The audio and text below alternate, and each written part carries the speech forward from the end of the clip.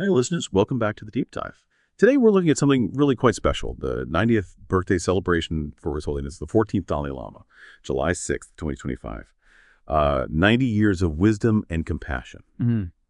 Yeah, and our mission for this deep dive is, well, to explore how one specific place, the Saraji School, decided to mark this huge milestone. We want to uncover their series of educational programs and activities and how they really tied everything into the Dalai Lama's 4 core commitments. We got some fascinating details here. You know, when we think about His Holiness, most people know the key dates, right? Born 1935 in Taxter, Tibet, enthroned in 40, then that difficult journey into exile in India in 59, and the Nobel Peace Prize, of course, in 1989. His whole life seems dedicated to compassion, wisdom, peace. But what's really interesting is how Saraji School is like embodying that spirit, not just celebrating a birthday. Okay, let's unpack this. What really stood out to me was just how thoughtful the Saraji School's approach was, designing these distinct educational programs and connecting them so directly to his life missions. Exactly. And when we talk about those 4 core commitments, it's helpful to remember what they are. It's about promoting basic human values, compassion, tolerance, that sort of thing. Then fostering interreligious harmony, preserving Tibetan culture, especially its spiritual side, and also reviving ancient Indian wisdom, like the Nalanda tradition. Right. And Saraji's events, they map onto these pretty clearly. That's such a crucial frame, because then you look at something like the Nalanda debate school they held, November to December at the Saratashi Choling Center. And they brought in English-speaking students from, well, all over to study Buddhist philosophy, but using traditional Tibetan monastic debate. That's the really fascinating part. It really is, because this isn't just, a chat about philosophy. Tibetan monastic debate is incredibly rigorous. It's a formal logic system. Think maybe Socrates, but much more dynamic. There are gestures, rapid fire questions. Provides that physical aspect, too. Right. Exactly. It's all about dismantling assumptions through reason. Needs sharp thinking, good memory. So for international students to do this in English, that's quite innovative, and it ties right into His Holiness wanting to revive and share that ancient wisdom globally. Absolutely. And it wasn't just the one thing. They also had several summer schools going. In April, there was one specifically for Monpa students. That's the second one they've done for them. And the Monpa community, they have deep historical ties to Tibet, culturally and religiously, living mainly in the Arunachal Pradesh in India. Right. So a very focused program on Buddhism, Tibetan language, culture, tailored for them.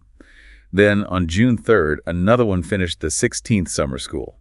This one had 95 students from 10 different Sambodha schools. Wow, 95 students. Yeah, intensive classes in Buddhism and Tibetan language. And they explicitly stated this was part of the 90th birthday celebration. And focusing on Sambodha's school students is also really significant. Those schools were set up specifically across the diaspora and Himalayan regions to keep Tibetan language and culture alive. So these programs show a deep commitment to cultural preservation, another one of his core commitments, right? Yeah. Making sure the heritage thrives, even outside Tibet. It really paints a picture of reaching out in multiple ways. And it's not just special events. They have a year-round online program, too. The Saraje Online School. Comprehensive Buddhist education, Tibetan language for students anywhere in the world, from beginner up to 8th grade. Yeah, the online part is so important for accessibility, connection, especially for a diaspora community. It kind of democratizes the knowledge, Means geography isn't a barrier to cultural or spiritual learning. It's tradition meeting technology. Exactly. And there's more. Monthly online teachings as well. These have guest speakers focusing specifically on His Holiness's 4 noble aspirations, the Thuk Gigong Pazi. Just to recap those for listeners. 1, promoting human values like compassion, forgiveness. 2, fostering interreligious harmony. 3, preserving Tibet's Buddhist culture and wisdom.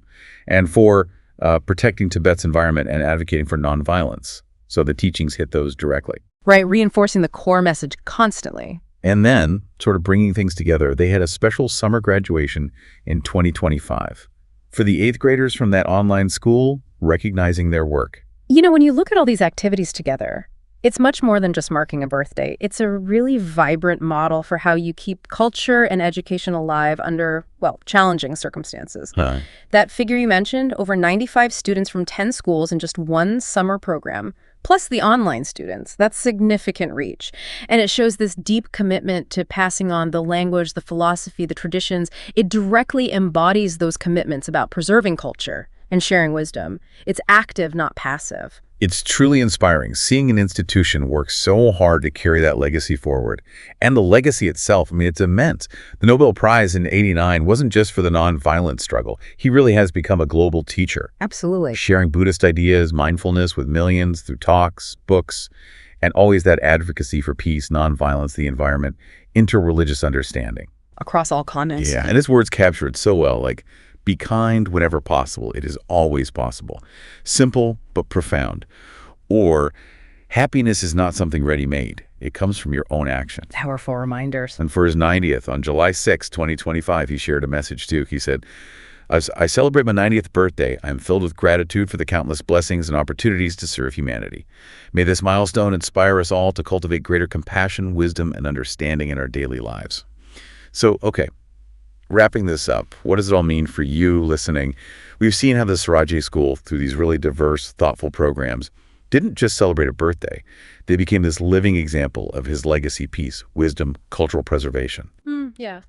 And maybe that leaves you with a question to think about. How can the wisdom from, a 90-year-old spiritual leader and the dedication shown in celebrating him, how might that nudge your own daily actions towards maybe a bit more understanding or compassion or peace, even in small ways? Perhaps it's just a reminder that actively engaging with knowledge, with tradition, that can really help build a more hopeful future, can't it?